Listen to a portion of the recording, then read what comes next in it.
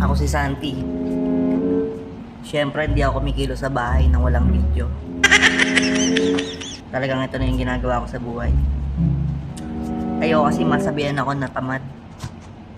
Baka sabihin kasi nila puro lang ako trabaho. Hindi ako kumikilo sa bahay. Kaya ito, napapanood nyo, totoo lahat yan. Oo, walang pagkukunwari yan. Kita nyo naman.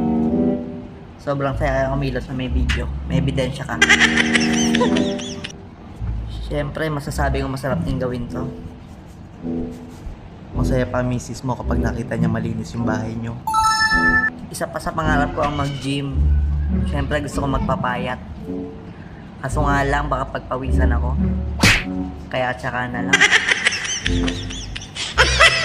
O, ano pa inintay nyo? Vlog-vlogan lang to. Maraming salamat.